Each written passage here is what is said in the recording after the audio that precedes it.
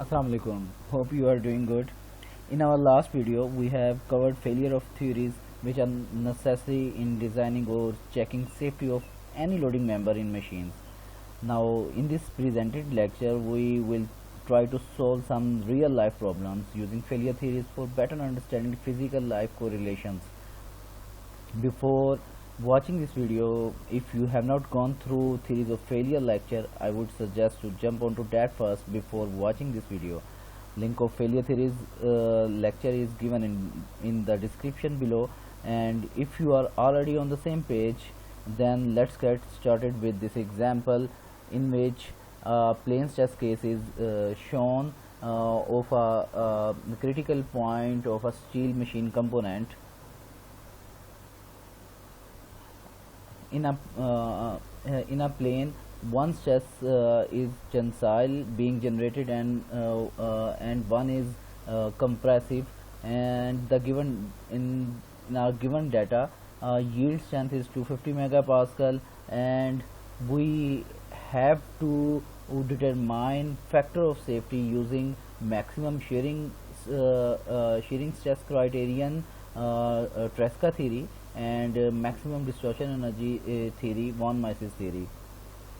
अब हम इसको स्टार्ट करते हैं कि किस तरह हम इन दो थ्योरीज को यूज़ करते हुए इस प्लेन स्ट्रेस केस की हम factor of safety find out कर सकते हैं. Factor of safety find out करने का मतलब ये है कि आया कि ये सेफ रेंज में अगर है तो कितना है in comparison with maximum shear stress criteria वाली जो बाउंड्री होती है, ठीक है, उससे ये कितना ज़्यादा सेफ़ है. और इसी तरह मैक्सिमम डिस्टॉर्शन एनर्जी क्राइटेरिया की जो बाउंड्री होती है उससे कितना ज़्यादा अंदर है. इन दोनों क्राइटेरिया से इसकी सेफ्टी चेक करते हैं कि वो कितने टाइम्स अंदर है या आया कि ये उससे बाहर आता है.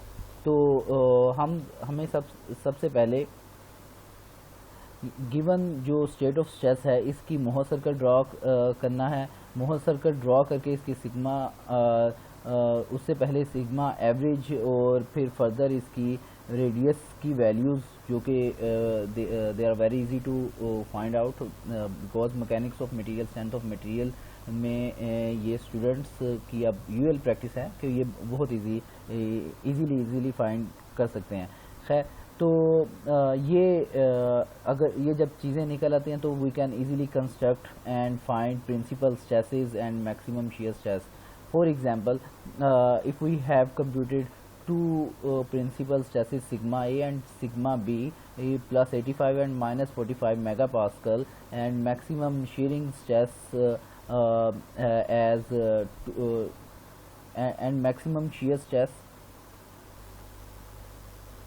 is 65 megapascal from Mohr circle.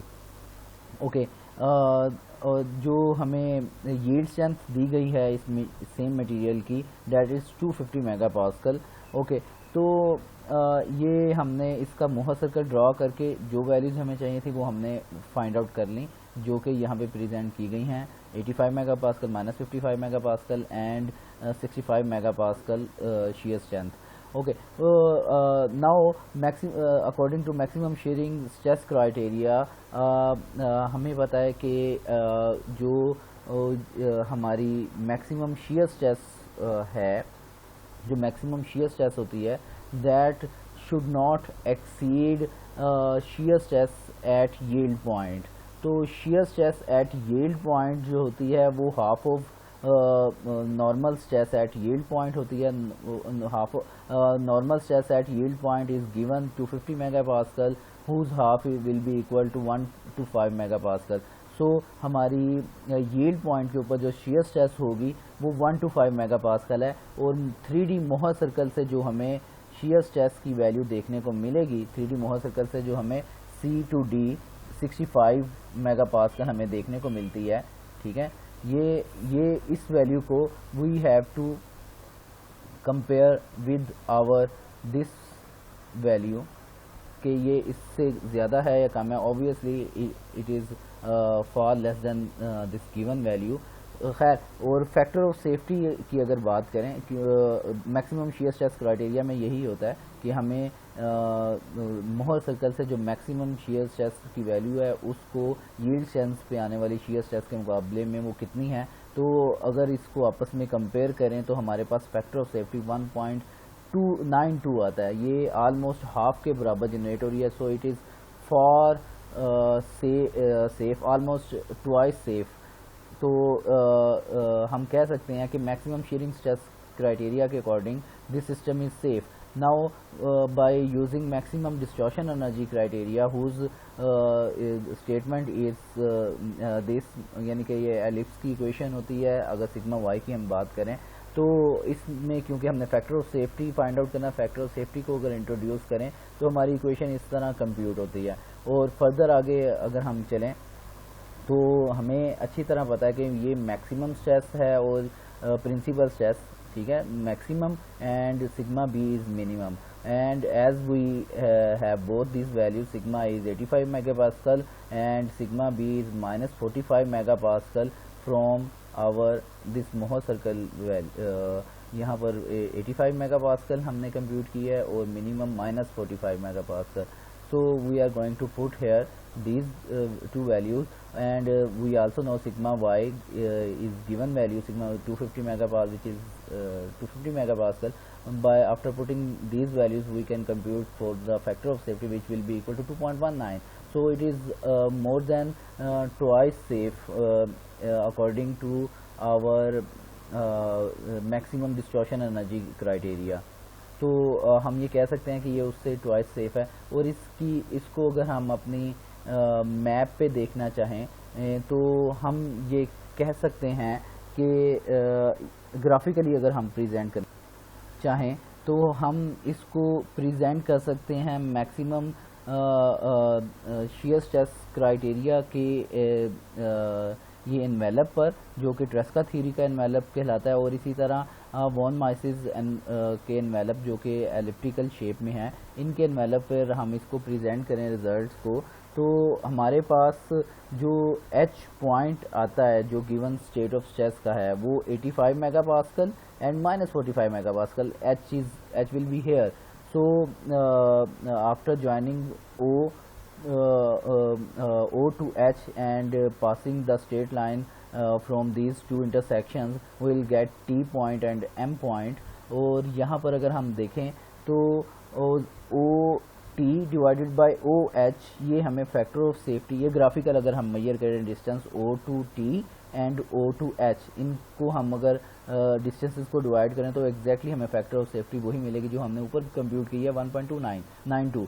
और सिमिलरली O to M अगर हम फाइंड आउट करें डिस्टेंस एंड फिर ग्राफ पेपर के ऊपर O to H भी फाइंड आउट करें तो हमें 2.19 फैक्टर ऑफ सेफ्टी देखने को मिलेगी कि ये हमारे दोनों एनवेलप्स क्राइटेरिया के जो एनवेलप्स हैं उसके अंदर लाई करता है, इसलिए ये काफ़ी सेफ है, ऑलमोस्ट ट्वाइस सेफ है। तो एक ये हमारे पास एग्जांपल देखने को मिल रही है। और इसके अलावा सिमिलरली अगर हम थोड़ा सा ये देखें कि अगर हमारे पास ये गिवन है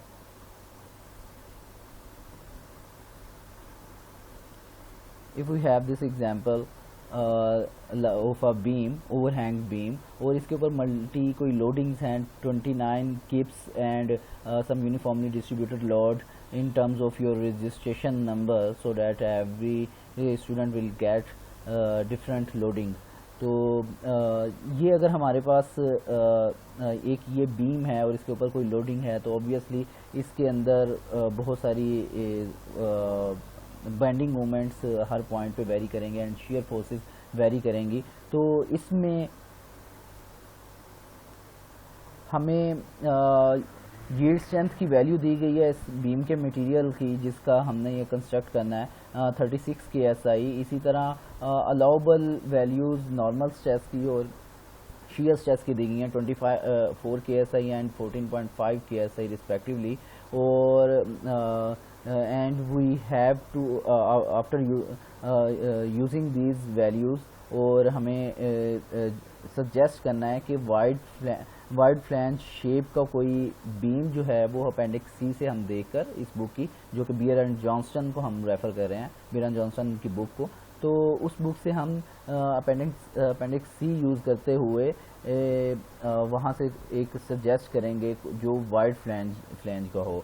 तो और फर्दर हम इसी प्रॉब्लम को आगे फर्दर इसमें से एवेलुएट करना चाह रहे हैं factor of safety with respect to yield point using same जो जैसे हमने पिछला प्रॉब्लम किया है, सेम इसी तरह मैक्सिमम शेयरिंग स्ट्रेस क्राइटेरिया और मैक्सिमम डिस्टॉर्शन एनर्जी क्राइटेरिया के तहत हम इसकी फैक्टर ऑफ सेफ्टी भी चेक करना चाह रहे हैं। तो इसको सॉल्व करने के लिए हमें सबसे पहले इसकी जो रिएक्शंस हैं ए और डी के ऊपर, ये जो बीम का ए और डी पे अननोन रिएक्शंस आएंगे, ठीक है, ए और डी पर रिएक्शंस आएंगे, ये सबसे पहले ये कंप्यूट करना है। फिर उसके बाद हमें डिटरमिन करना है maximum share and bending moment from shear force diagram and bending moment diagram, वो हम ड्रा करेंगे और फिर इन वैल्यू से हमें सेक्शन रिक्वायर्ड सेक्शन मॉडुलस की वैल्यू जो है और वो हमें कंप्यूट करनी है, और उसके फ़ौरन बाद हम उसकी वैल्यूज़ को यूज़ करते हुए एक वाइड फ्लैंज शेप जो है ना वो आई बीम वो हम देख सकते हैं अपने अपेंडिक्स सी से, ठीक है। फिर फर्दर इसी तरह ये स्टेप बाय स्टेप हम मैक्सिमम शेयर स्ट्रेस जो होगा वो फाइंड आउट करेंगे, जो मैक्सिमम जो हो उस पे आएगा, मैक्सिमम शेयर फोर्स की वैल्यू पे हमें देखने को मिलेगा। इसी तरह हम maximum normal we will find maximum normal stress यानी principal stress at maximum bending moment point maximum bending moment point to find principal stresses at maximum bending moment point. We will have need of tau b which is equal to v over a area of web of beam. Then by drawing Mohr circle with the help of sigma a, sigma b and tau b we can find principal stresses very easily. हम इसके solution की तरफ आते हैं, बाकी steps बारी बारी इंशाल्लाह वो देखते हैं। सबसे पहले हम इसके रिएक्शंस हमने फाइंड आउट किए, ठीक है, रिएक्शंस इसके फाइंड आउट किए जो कि 41 कीप्स एंड 59 कीप्स अपवर्ड हमें देखने को मिले। And after that shear and bending moment diagram ये हमने कंस्ट्रक्ट की इसकी shear force and bending moment diagram, और इसमें जो मैक्सिमम बेंडिंग मोमेंट की वैल्यू है वो हमें सी पे देखने को मिली है which is equal to 239.4 kip feet, ठीक है। और इसको कन्वर्ट अगर करें कीप इंच में तो 2873 कीप इंच वो बनती है। इसी तरह maximum shear stress share force की वैल्यू हमें जो देखने को मिल रही है वो 43 कीप्स वो देखने को मिल रही है, -43 कीप्स वो शेयर फोर्स 43 कीप्स, इसका मैग्नीट्यूड अगर मैग्नीट्यूड की बात करें मॉड लेकर तो 43 कीप्स ये हमें शेयर फोर्स देखने को मिल रही है। तो ऑब्वियसली शेयर स्ट्रेस की वैल्यू और बेंडिंग मोमेंट की वैल्यू इनके रिस्पेक्टिव पॉइंट्स पे इनके रिस्पेक्टिव स्ट्रेसेस की वैल्यूज़ भी ज़्यादा होंगी। इसी तरह सेक्शन मॉडुलस की बात करें अगर हम, तो सेक्शन मॉडुलस बेंडिंग मोमेंट जो मैक्सिमम वैल्यू होता है वो डिवाइडेड बाय जो हमें स्ट्रेस अलाउबल दिया जाता है उस सिग्मा अलाउबल वो उसके साथ रिलेट करता है। तो वो दोनों वैल्यूज़ ऑलरेडी हमारे पास मौजूद हैं from bending moment and given data, ठीक है। यहाँ से हमने एस की वैल्यू जो कि 119.7 क्यूबिक इंच निकलती है इसकी सेक्शन मॉडुलस की, and from appendix C from the table we can easily compute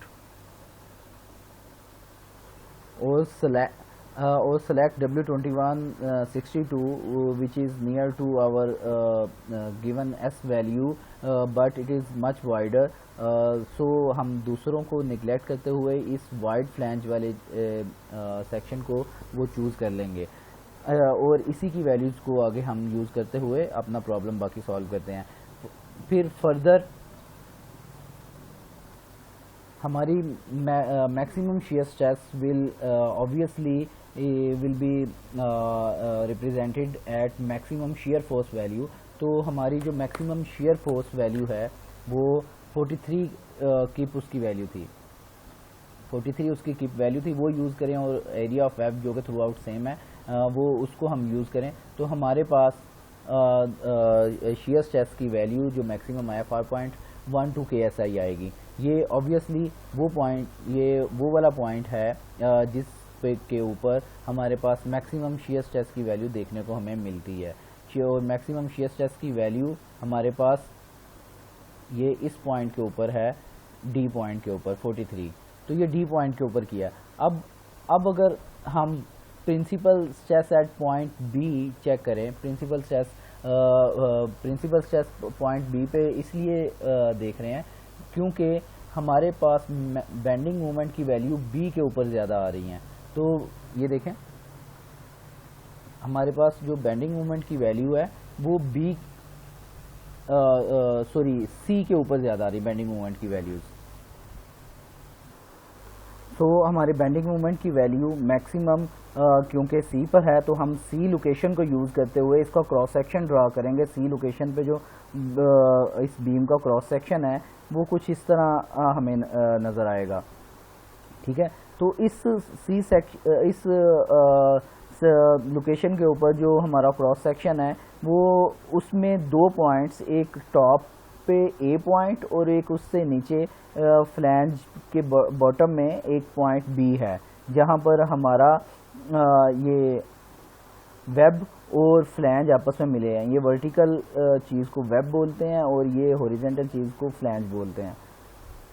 तो ये जहाँ पे इनका इंटरसेक्शन बनता है, मतलब बॉटम ऑफ जो फ्लैंज है इस पे बी पॉइंट है। इस प्रिंसिपल स्ट्रेसेस हम ये बी पॉइंट पे वो चेक करेंगे क्योंकि इसके क्रॉस सेक्शन में ए पॉइंट की बनिस्बत बी पॉइंट ज़्यादा क्रिटिकल होता है। वैसे तो अगर नॉर्मल स्ट्रेस की बात करें तो ऑब्वियसली ए पॉइंट पे स्ट्रेस की वैल्यू थोड़ी सी ज़्यादा होती है बी पॉइंट के रिस्पेक्ट, जैसा कि हमें स्ट्रेस डिस्ट्रीब्यूशन के इस ग्राफ से नज़र भी आ रहा है। लेकिन अगर हम शियर स्ट्रेस की बात करें तो, और शियर स्ट्रेस की अगर हम बात करते हैं तो हमारे इस बीम का अगर हम शियर स्ट्रेस ग्राफ ड्रा करने की कोशिश करें तो वो कुछ इस तरह ड्रा होता है कि शियर स्ट्रेस की वैल्यू थोड़ी सी ज़्यादा होती है नीचे की तरफ, फिर फर्दर जो है ये इसके बाद जैसे ही वेब आता है तो थोड़ा सा फिर कांस्टेंट हो जाता है। इसी तरह इसकी भी ये होता है, फिर ये एक हमें अच्छी खासी वैल्यू मिलती है शियर स्ट्रेस के मैग्नीट्यूड की, और फिर ये यहाँ पर भी इसी तरह सेम हमें ये देखने को मिलते हैं। इसके मैग्नीट्यूड इस तरह वो ज़्यादा हो रहे होते हैं।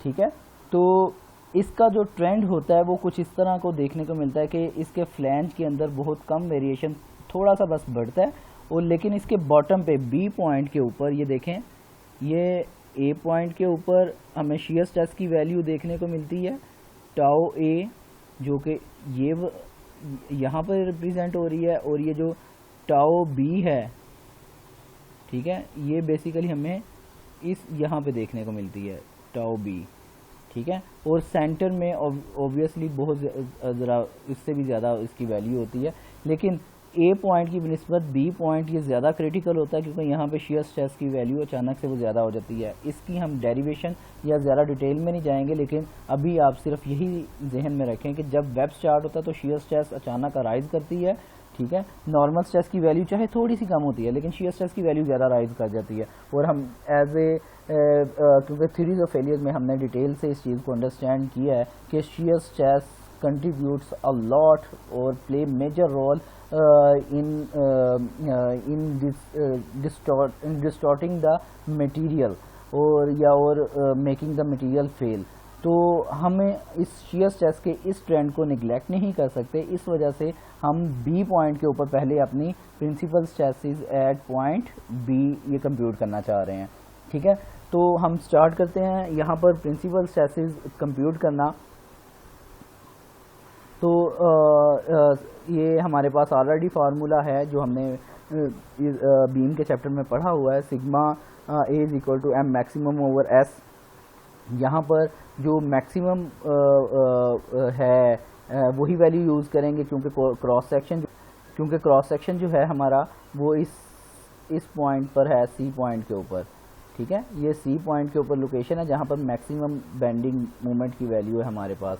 तो इस मैक्सिमम बेंडिंग मोमेंट की वैल्यू को यूज़ करते हुए हम यहाँ पे यूज़ करेंगे 2873 की इंच, और इसी तरह एस की वैल्यू जो कि through out the beam same है वो हम यूज़ करेंगे, और हमारे पास सिग्मा ए की वैल्यू 22.6 KSI आ गया। हमें पता है कि ये लीनियरली कम होती है सेंटर की तरफ नॉर्मल स्ट्रेस की वैल्यू, ठीक है। तो हम ये सिंपल रिलेशन यूज़ करते हुए सिग्मा बी की वैल्यू फाइंड आउट कर लेंगे कि वाई बी ओवर सी, जो कि हमने ऑलरेडी ये फार्मूला पढ़ा हुआ है कि इसकी वैल्यू अगर चेंज होती है तो वाई बी जो है वो इसका ये वाला डिस्टेंस है यहाँ से लेके बी पॉइंट तक का, ठीक है, वर्टिकल हाइट, और सी वैल्यू जो है वो टोटल हाइट है यहाँ से लेके ऊपर टॉप सरफेस ए तक, ठीक है।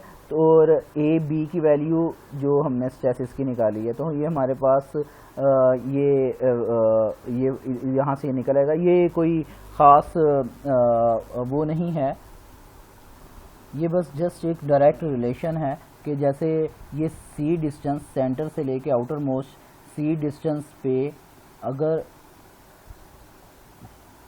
सी डिस्टेंस पे हमारे पास स्ट्रेस की वैल्यू वो सिग्मा ए है, ठीक है, तो हमारे पास वाई बी, ठीक है, वाई बी डिस्टेंस पे कितनी होगी, वो ऑब्वियसली सिग्मा ए ओवर सी और मल्टीप्लाई वाई बी, ठीक है। ये सिंपल डायरेक्ट रिलेशन जो हम यूज़ करते हैं, बस ये वो है, ठीक है। और सेम यही चीज़ आपने यहाँ पर फार्मूले में भी लिखी हुई है, तो ये कोई नई चीज़ नहीं है, जस्ट सिंपल सा रिलेशन है। इससे हम वाई बी की वैल्यू फाइंड आउट कर लेंगे 21, जो उससे थोड़ी सी बस कम आएगी।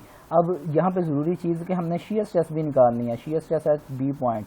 Shear stress at B point निकालेंगे तो V shear force over area of web ये पुट करना है। तो यहाँ पर शीयर फोर्स कौन सी पुट करेंगे, मैक्सिमम वाली शीयर फोर्स नहीं पुट करेंगे, क्योंकि हम इस पॉइंट की बात कर रहे हैं, सी पॉइंट की।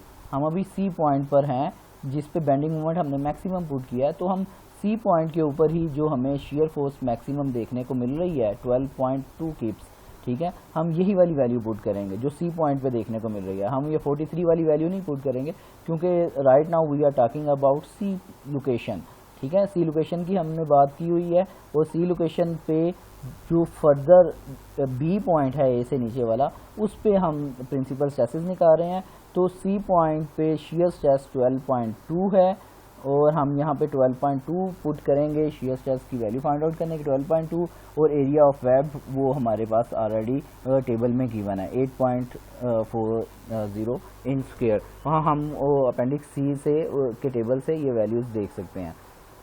ओके, फर्दर हम आगे चलते हैं,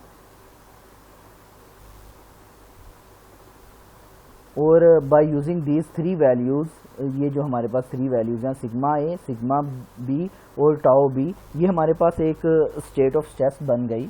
फॉर एग्जांपल ये हमारे पास एक स्टेट ऑफ स्ट्रेस बन गई जिसमें ये सिग्मा ए है, ये सिग्मा बी है, ठीक है, ये सिग्मा बी है, और इसी तरह टाओ बी जो है वो उसकी वैल्यू हमारे पास ये भी गिवन है, ठीक है, 1.45 KSI, ठीक है। ये इस तरह हमारे पास ये वैल्यूज़ गिवन है। तो हम इसको इस प्लेन स्ट्रेस केस का मोहर सर्कल ड्रा कर सकते हैं। ये मोहर सर्कल हमने यहाँ पे ड्रा कर लिया, ठीक हो गया। इसमें एक हमने थोड़ा गलती कर दी है, वो ये कि इसमें सिग्मा ए और ये सिग्मा बी, ये सिग्मा ए और ये सिग्मा बी, ये बेसिकली 2 प्रिंसिपल स्ट्रेसेस नहीं है। ये सिग्मा ए पॉइंट के ऊपर स्ट्रेस की वैल्यू है, ठीक है, जो हमने ये कंप्यूट किया 22.6, और सिग्मा बी के ऊपर जो स्ट्रेस की वैल्यू है वो 21.3 ये ड्रा की है। तो इसका ये वाला प्लेन स्ट्रेस केस नहीं बनेगा, ये हमने मिस्टेकनली ये ड्रा कर लिया, मिसअंडरस्टैंडिंग हो गई थी। तो इसका ये बेसिकली बी पॉइंट के ऊपर जो हमें स्ट्रेस देखने को मिलती है वो दो स्ट्रेसेस हैं बी पॉइंट के ऊपर, एक सिग्मा बी की वैल्यू और एक टाओ बी की वैल्यू, ठीक है। इसके अलावा हमें कोई भी नॉर्मल स्ट्रेस बी पॉइंट के ऊपर देखने को नहीं मिल रही। तो बी पॉइंट का जो अगर हम ड्रॉ करेंगे तो वो एक ये वैल्यू है जो कि कंप्रेसिव में लेफ्ट साइड पे है, 3 सिग्मा बी की वैल्यू 21.3 और एक शियर स्ट्रेस की वैल्यू टाउ बी, ठीक है, 1.45, ठीक है। तो हमें एक 1.45 एक ये वैल्यू देखने को मिलती है। तो हमारा सर्कल ये बनेगा, ना कि ये। ओके, तो हम इस मोहर सर्कल इस प्लेन स्ट्रेस केस से हम अपना मोहर सर्कल ड्रॉ कर लेंगे, जो कि हमारे पास ये बनेगा, एक कंप्रेसिव का बनेगा। और क्योंकि इसमें सिग्मा 1 की वैल्यू 21.3 है और सिग्मा 2 की वैल्यू वो 0 है, ठीक है, इसमें सिग्मा 2 नहीं है बी पॉइंट के ऊपर। इस बी पॉइंट के ऊपर जो प्लेन स्ट्रेस केस बनेगा उसमें सिग्मा 1 की वैल्यू 21.3 है और सिग्मा 2 की वैल्यू 0 है। सिग्मा 1 जो कि सिग्मा ए के तौर पे हमने सिग्मा बी के तौर पे कंप्यूट की है, ठीक है। इससे ये मोहर सर्कल हमें मिल जाएगा और मोहर सर्कल से हम ये वैल्यूज़ अपनी जो सिग्मा मैक्सिमम की वैल्यू है पॉसिबल वो फाइंड आउट कर लेंगे, जो इस मोहर सर्कल के कैपिटल बी पॉइंट के ऊपर आएगी, ठीक है। वो सिग्मा मैक्सिमम की वैल्यू वो हमने कंप्यूट कर ली, जो कि half of sigma B plus R, यानी कि यहाँ से लेके यहाँ तक का डिस्टेंस, ठीक है, या वाई पॉइंट ये ओ तक का, सी से ओ तक का डिस्टेंस, और प्लस इसमें हम जो है वो कर देंगे आर की वैल्यू। तो हमारे पास ओ से लेके ए तक का डिस्टेंस आ जाएगा, ओ से सी तक की वैल्यू और सी से ए तक की वैल्यू, सी से ए तक की वैल्यू आर के बराबर है, ठीक है। और ओ से सी तक की वैल्यू जो होगी वो हमारे पास हाफ ऑफ सिग्मा बी के बराबर, क्योंकि है ये सिग्मा बी हमारे पास क्योंकि ओ से लेके यहाँ तक एक्स के इस पॉइंट तक है, एक्स की प्रोजेक्शन अगर नीचे करें तो इसका हाफ ओ से सी तक बनता है, ठीक है।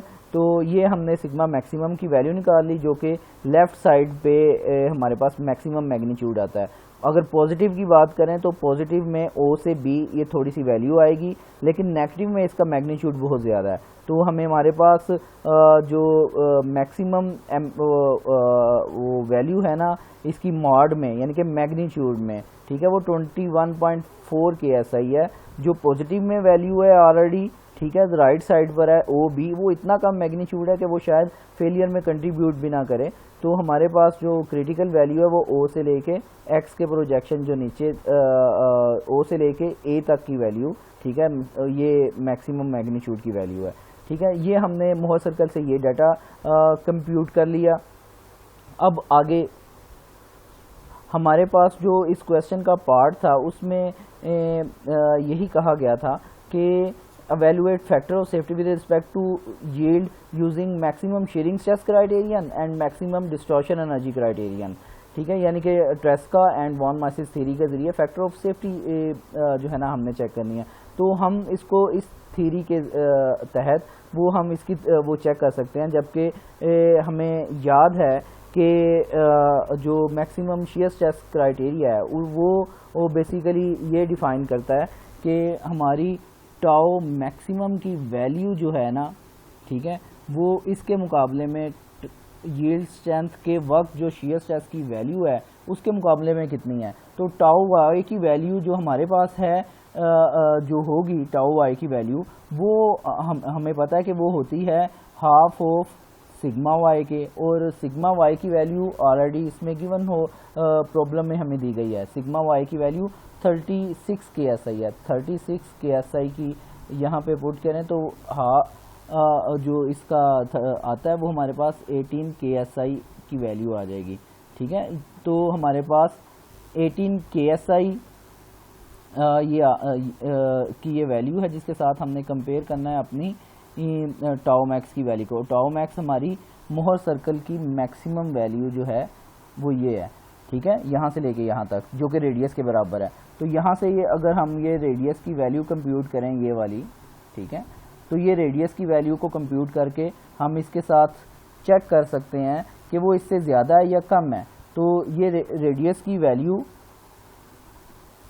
10.75 कंप्यूट होती है KSI, ठीक है। तो ये क्योंकि 18 KSI के मुकाबले में काफ़ी कम है तो हम इजीली कंप्यूट कर सकते हैं कि 18 KSI divided by 10.75 which is equal to almost 1.7 times, ठीक है, 1.7 के करीब फैक्टर ऑफ सेफ्टी ऑलमोस्ट इसकी बनती है।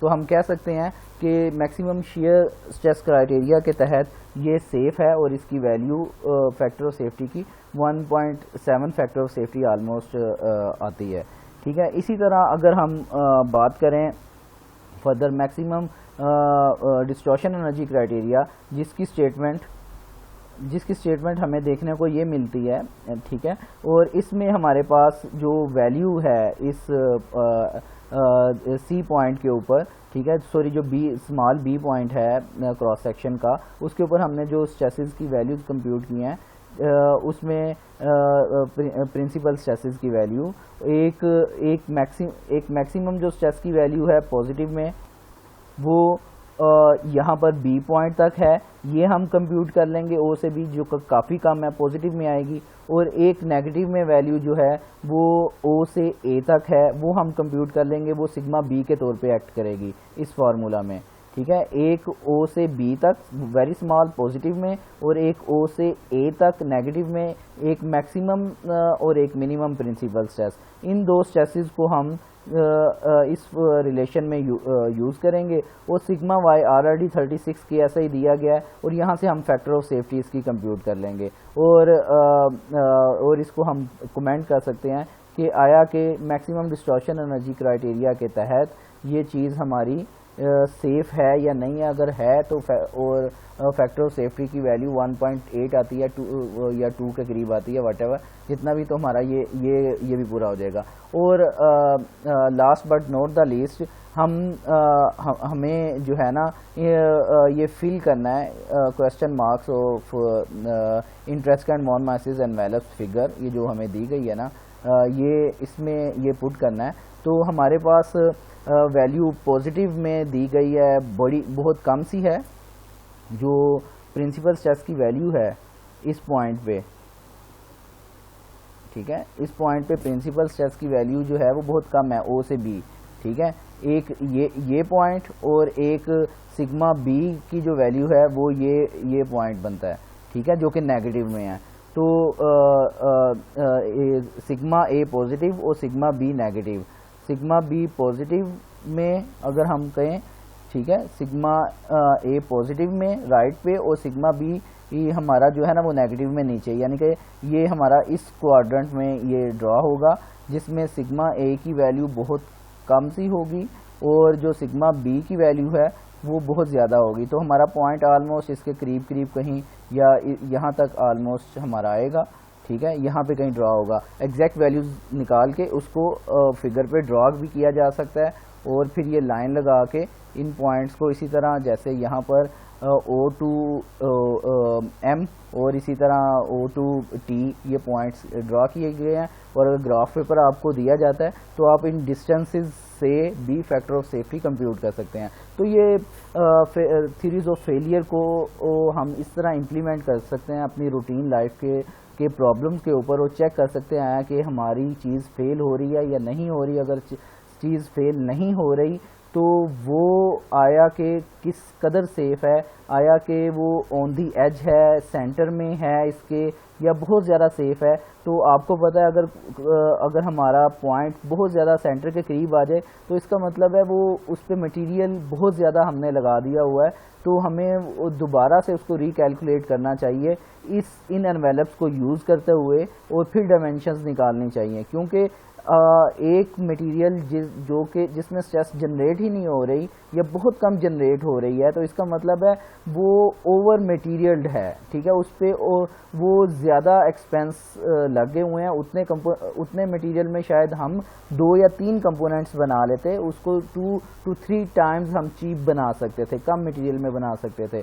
तो ये ऑलमोस्ट अगर चीज़ फैक्टर ऑफ सेफ्टी 1.5 के करीब कहीं आती है नॉर्मल केसेस के लिए, सिंपल केसेस के लिए, सिनेरियोज के लिए, तो ये इनफ है। और अगर कम्प्लेक्स केसेस हैं जैसे एरोप्लेन की टरबाइन के ब्लेड्स हैं, ठीक है, उनकी डिज़ाइनिंग है जिसमें थर्मल इफेक्ट्स भी हैं, जिसमें क्रीप के इफेक्ट्स भी हैं, जिसमें फटीक के इफेक्ट्स भी हैं, तो और जिसमें जिसकी बेस पे इतनी लाइव्स रिस्क पर होती हैं, तो वहाँ पे हमने फैक्टर ऑफ सेफ्टी बहुत ज़्यादा रखना होता है। तो वो इस एनवेलप या इनकी बाउंड्री से 7-8 टाइम्स भी दूर हों तो भी हमें एक्सेप्टेबल होता है, बल्कि हमारी कोशिश होती है कि अच्छा खासा ज़रा दूर हो।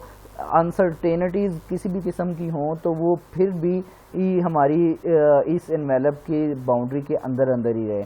तो ये हमारी फेलियर थीरीज़ की जो इम्प्लीमेंटेशन है रूटीन लाइफ पे, वो बेसिकली इन एनवेलप्स जो कि ट्रेस्का और वॉन माइसिस की थीरीज़ के लिए के ज़रिए जो है ना हम इम्प्लीमेंट करते हैं। तो इससे हम कोई भी चीज़ अपनी डिज़ाइन कर सकते हैं, और जितने भी स्ट्रेस एनालिसिस होते हैं एनसिस वगैरह में, या कोई भी अबैकस या कोई भी एनालिसिस टूल है, उनमें बेसिकली ये सारी थीरीज़ का डाटा बैक एंड पे ऑलरेडी स्टोर होता है, और वो सॉफ्टवेयर इन्हीं थीरीज़ के मैथमेटिकल डाटाज को यूज़ करते हुए हमें बाकायदा एक्विवेलेंट स्ट्रेसेस यानी कि वॉन माइसिस स्ट्रेसेस वगैरह वो और ये दूसरी स्ट्रेसेस प्रिंसिपल स्ट्रेसेस वगैरह ये सारी कंप्यूट करके देते हैं, वो भी इन्हीं की बेसिस पे करते हैं, और फैक्टर ऑफ सेफ्टी भी इसी तरह वो फाइंड आउट कर सकते हैं।